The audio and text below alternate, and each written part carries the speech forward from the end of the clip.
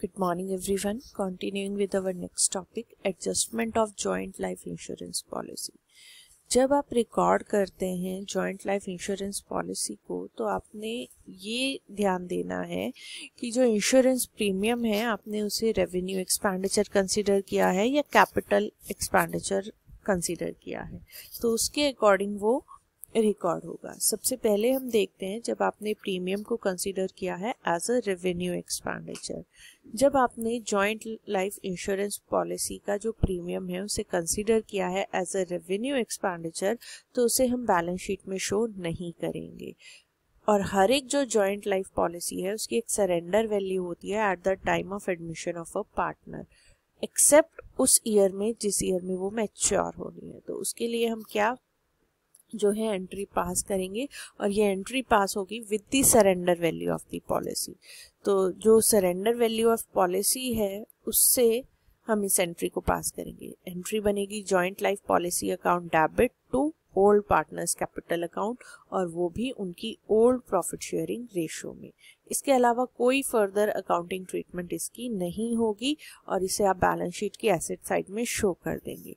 लेकिन अगर after the admission of a new partner सभी पार्टनर्स ये डिसाइड करते हैं कि जॉइंट लाइफ पॉलिसी को अपने बुक्स ऑफ अकाउंट्स में शो नहीं करना है, तो उस केस में जो जॉइंट लाइफ पॉलिसी अकाउंट है उसको राइट ऑफ कर दिया जाएगा और वो सभी पार्टनर्स के बीच में राइट ऑफ किया जाएगा इंक्लूडिंग न्यू पार्टनर। तो आपकी एंट्री क्या होगी? All partners capital account debit to joint life policy account, उनकी न्यू रेशो में आप उसे राइट ऑफ कर देंगे। इसकी एक इलस्ट्रेशन हम देख लेते हैं। Illustration number 26। Mohan and Sohan are partners in a firm sharing profit and losses in the ratio of 3:2। On 1st January 2012, they admitted Rohan as a partner for 1/6 share of profits. Rohan brought 3,15,000 rupees as his capital. On 1st January 2012, the firm had a joint life policy of 22 lakh rupees. Mohan and Sohan considered the annual premium paid on the policy as revenue expenditure. The surrender value of the policy was 1,77,000. All partners decided not to show joint life policy in the balance sheet of the new firm. तो सबसे पहले जो Rohan capital लेके आ रहा है उसकी entry, तो bank account debit to Rohan capital account 3,15,000। उसके बाद जो जॉइंट लाइफ पॉलिसी है उसकी जो सरेंडर वैल्यू है उसको हम डिवाइड कर देंगे ओल्ड पार्टनर्स के अकाउंट में, क्योंकि आपने उसे रेवेन्यू एक्सपेंडिचर जो माना है। तो एंट्री क्या होगी? Joint life policy account debit to Mohan capital account to Sohan capital account, उनकी ओल्ड रेशो में 1,77,000 को आपने डिवाइड कर दिया।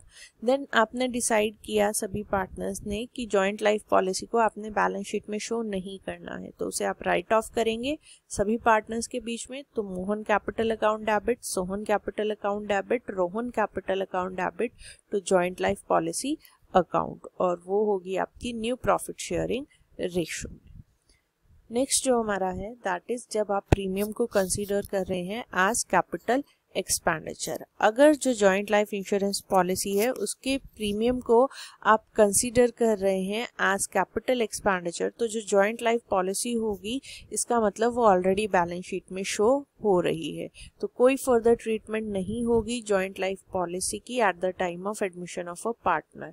अगर सभी पार्टनर डिसाइड करते हैं, डिसीजन लेते हैं कि जॉइंट लाइफ पॉलिसी को अपने बुक्स ऑफ अकाउंट्स में शो नहीं करना है, तो आप उसके लिए एक क्लोजिंग एंट्री पास कर देंगे। और वो एंट्री क्या होगी?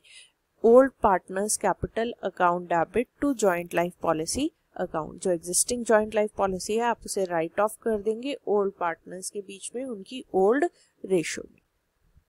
इसकी एक इलस्ट्रेशन हम देख लेते हैं। Mahesh and Ramesh are partners in a firm sharing profit and losses in the ratio of 5:3. On 1st June 2013, they admitted Naresh as a new partner for 1/6 share in the profits. Naresh brought 3,75,000 for his capital.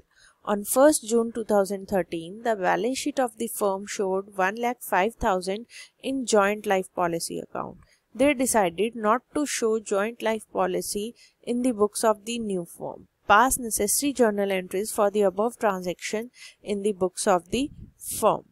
अब यहाँ पे आपको कैसे पता चला कि वो capital expenditure माना गया है? देखिए यहाँ पे ऑलरेडी लिखा हुआ है कि जो बैलेंस शीट है फर्म की उसमें joint life policy account show हो रहा है, तो इसका मतलब उसे कैपिटल एक्सपेंडिचर माना गया है। तो सबसे पहले जो नरेश कैपिटल लेके आ रहा है उसके लिए एंट्री, तो cash account debit to Naresh capital account 3,75,000 से हमने कर दिया। उसके बाद जो ये 1,05,000 रुपीज़ है जॉइंट लाइफ पॉलिसी का, पार्टनर्स ने डिसाइड किया है कि उसे बुक्स में शो नहीं करना है, तो उसे राइट ऑफ करने की एंट्री, तो Mahesh capital account debit Ramesh capital account debit to joint life policy account, उनकी ओल्ड रेशो में आप डिवाइड कर देंगे। देन नेक्स्ट जो हमारे पास केस है कि अगर जो जॉइंट लाइफ पॉलिसी है आपको शो करनी है सरेंडर वैल्यू पे on the asset side of balance sheet, तो एक इक्वल अमाउंट जो है joint life policy reserve account का आप शो कर देंगे लायबिलिटी साइड पर भी बैलेंस शीट के। अगर ये डिसाइड हुआ है कि शो नहीं करेंगे आप फर्म की बुक में, तो जो एंट्री बनेगी that will be joint life policy reserve account debit to joint life policy account. तो इसकी एक इलस्ट्रेशन हम देख लेते हैं। A and B are partners in a firm sharing profit and losses in the ratio of 2:1. They admitted C as a partner in firm for 1/5 share of profits. On the date of admission of C, there exists a balance of 1,17,500 each in joint life policy and joint life policy reserve account. All the partners decided that these accounts will not be shown in the books of new firm. Record the necessary journal entry for the same. तो देख लेते हैं इस question में। हमने already आपको इसमें बताया हुआ है कि जॉइंट लाइफ पॉलिसी है और joint life policy reserve account है, और पार्टनर्स ने डिसाइड किया है कि इन्हें शो नहीं करना है बुक्स ऑफ न्यू फॉर्म में, तो इन्हें हम सिंपली राइट ऑफ कर देंगे। तो joint life policy reserve account debit to joint life policy account 1,17,500 से, तो ये राइट ऑफ की एंट्री हो गई। नेक्स्ट जो हमारा टॉपिक है that is revaluation of assets and liabilities, इसे हम कंटिन्यू करेंगे हमारे नेक्स्ट लेक्चर में। Thank you so much.